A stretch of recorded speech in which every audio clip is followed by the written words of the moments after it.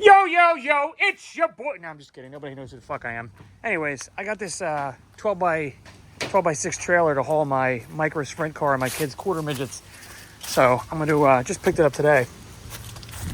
I ended up getting the barn doors just because I don't have a lot of space back here for a ramp. So now I can open the back easier. But I'm going to paint this trailer today before I put everything in it. So I guess I'll show you guys how I'm going to do that. So I'm going to seal the walls and floor with this Kills interior exterior acrylic. And then I have a porch and patio anti-slip floor paint. I saw a couple other people on Reddit actually were raving about how well this came out and held up. I'm not, it's a sprint car, so it's only a couple £100. So I'm not worried about like the car weight and hot tires and all that. So we're gonna give this a shot. And then I just have a grab and go interior exterior white paint for the walls. First coat of primer done. We're gonna let this sit for an hour and then do a second coat.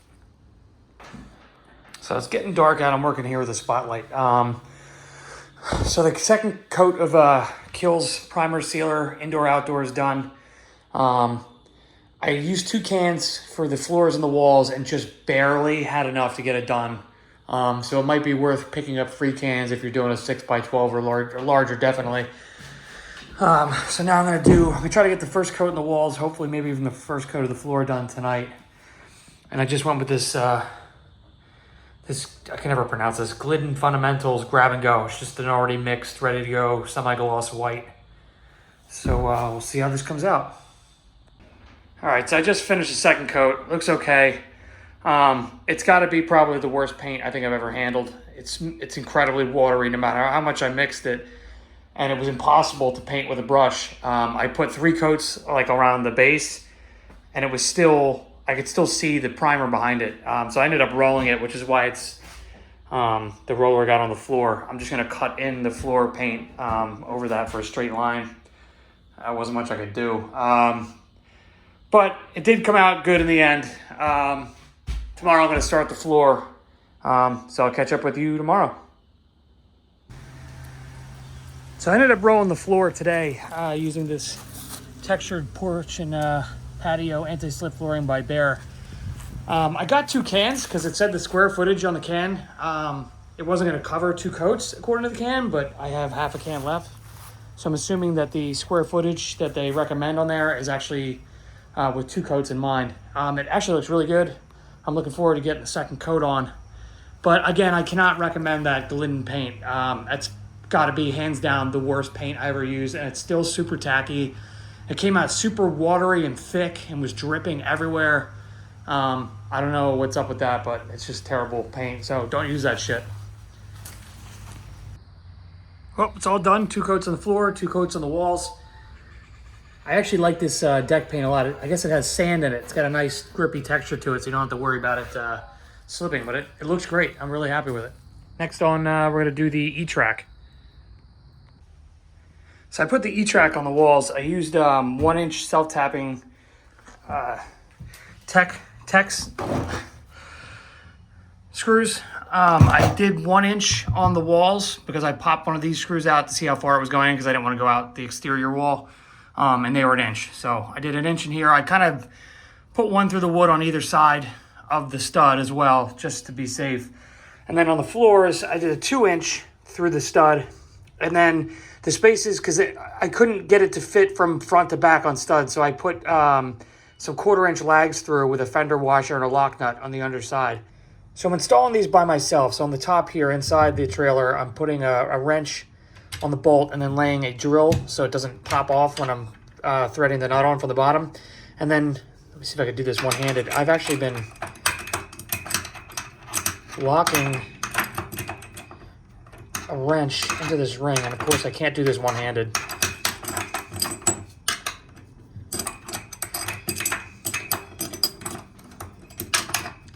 There we go. And that's been letting me go underneath and bolt it in without any help from anybody.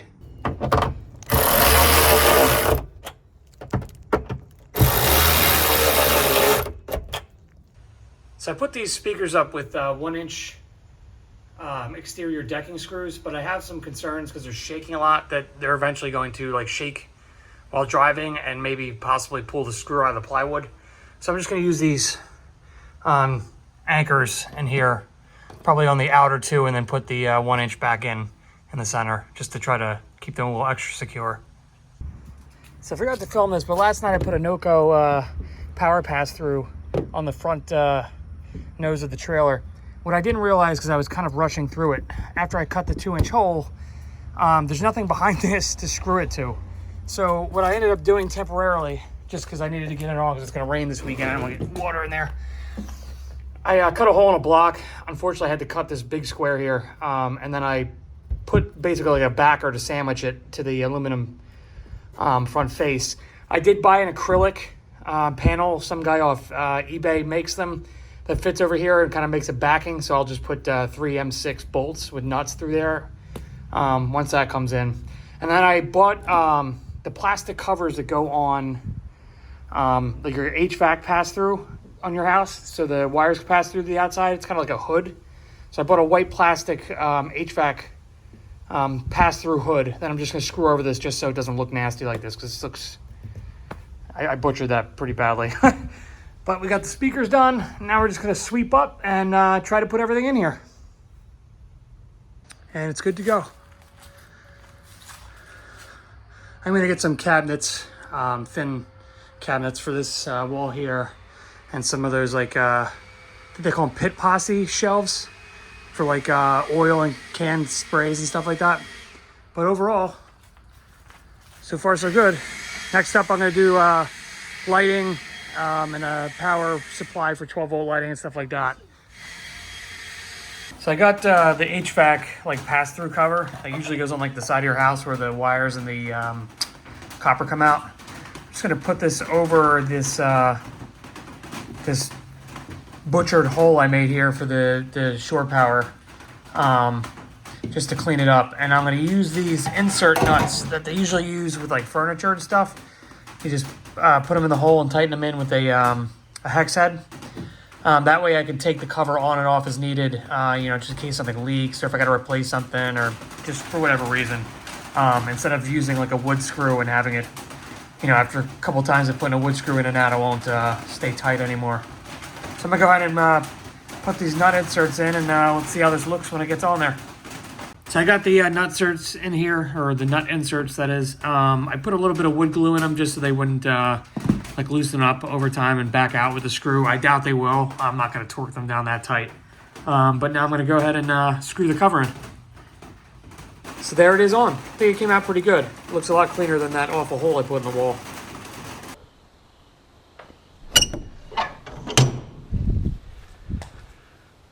Okay. So I grabbed some LED lights.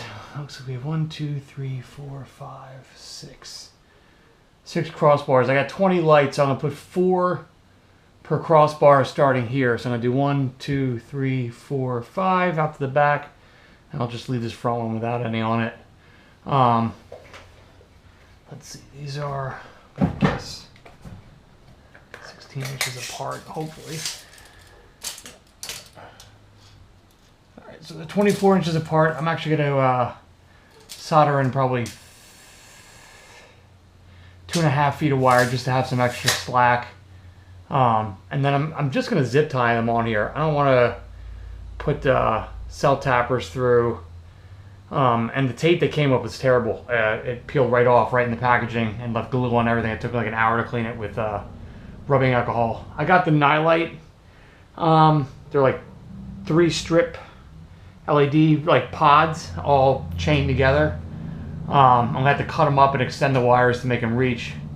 But I usually use Diode Dynamics or Morimoto, but it was way too expensive when I priced out getting like a bunch of LED strips on here. I was looking at like well over $100. So I'm gonna give these a shot and see how they work. They had some decent reviews, so hopefully they don't fail on me right away. So let me go cut those up and solder them together.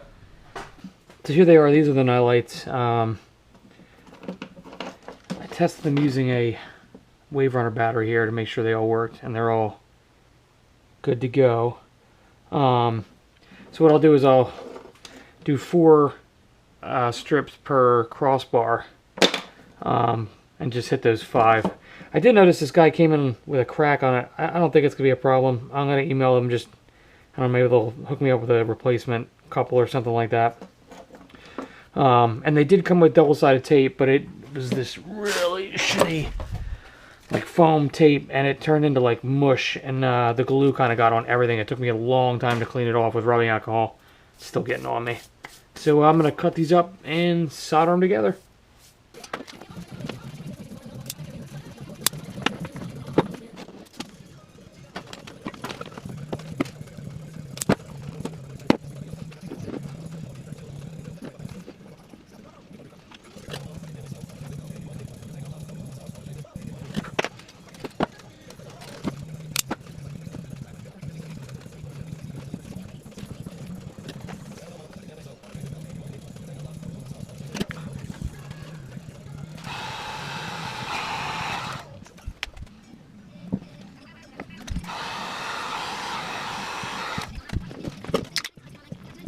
Alright, I got them all soldered up. I'm just going to test them real quick. And I'm actually going to, I left 2 leads on here. I'm going to put a weather pack connector on here. That way I can disconnect these to like put new ones in or something like that, a little bit cleaner than having to like splice the wires that are going to run to my power supply, which I'm going to put in like a little electrical box. Alright, so here we go.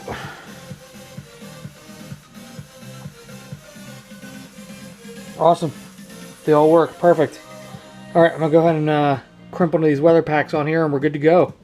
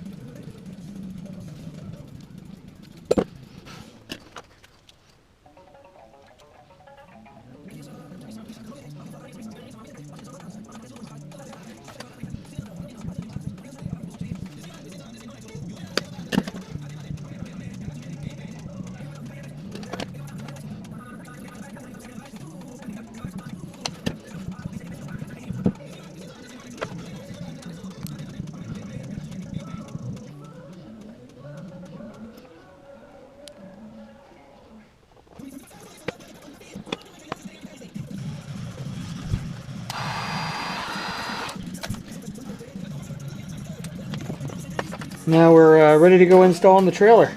Probably do that tomorrow just because it's dark and it's getting chilly out. Oh, I gotta untangle them later, I guess, too.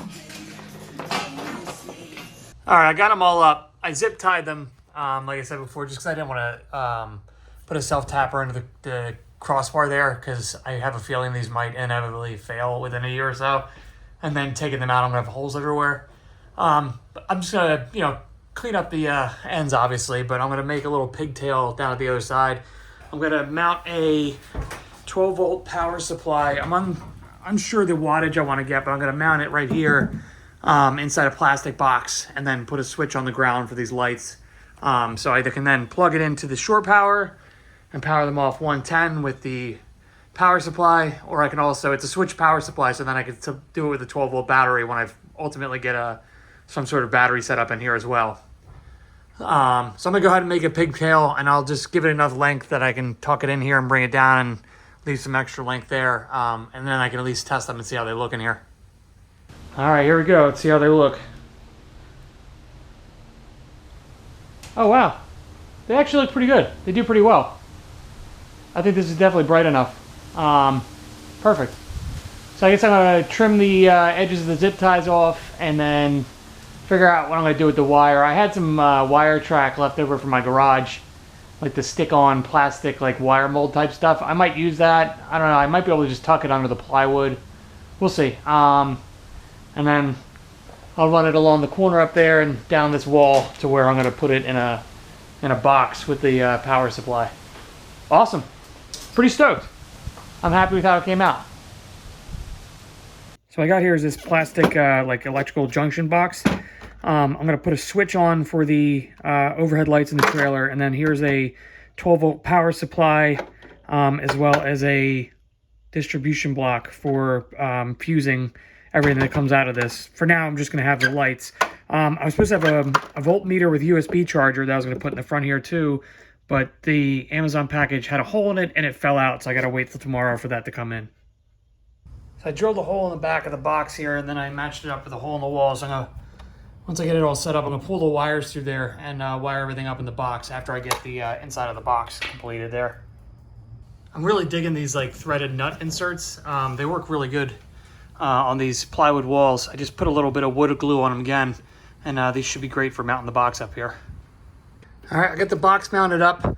I'm actually gonna tuck a lot of this extra wire back into the wall, just in case I change the lights out or something like that later on. I like to have some slack so I don't have to like pull all new wiring through. So I'm gonna tuck some of this back in the wall and then put the mounting plate back inside here and get moving on to setting all the power supply and fusing up. All right, so I got the box all hooked up here. I put the mounting plate back in and the 12 volt, sorry, not inverter, but 12 volt power supply. I use little panhead screws up here. I can't remember exactly what I bought these for, but I think they're only like a 1/4 inch long, but they're just wide enough to grab into this without cracking it. And then I hooked up my power plug to the terminals here, and then I have my light power going through the switch up here with a fuse here. I was going to put a fuse block in here, but there's not enough room left. And the next size up box was considerably more, so I'm just going to run fuses like this. And this should be good for my lights. I just have to confirm the voltage, so I'll put my multimeter on these terminals, and this screw here adjusts the voltage up and down to make sure that we're going to sit around like 12.5. All right, so you can see we got it running at 12 volts here. So now I can plug my switch in and give these lights a shot, see how this works. All right, so here we go. Perfect.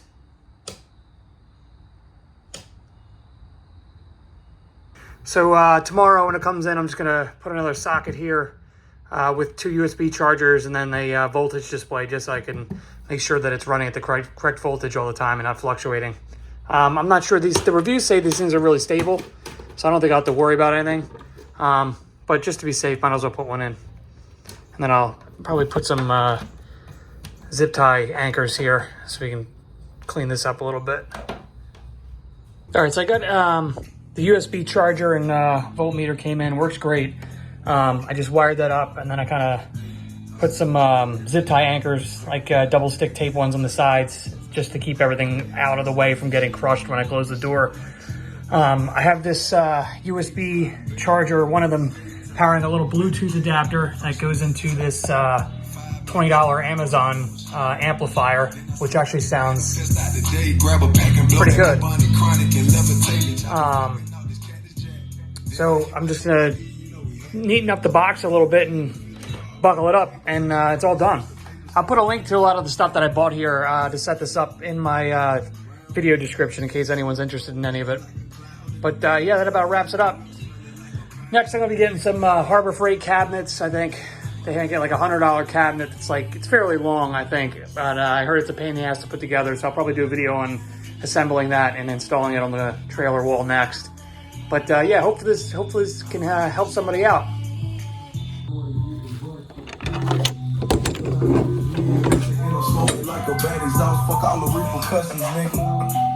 Got the brain cells buzzing, open up the pineal gland, having some deep discussions.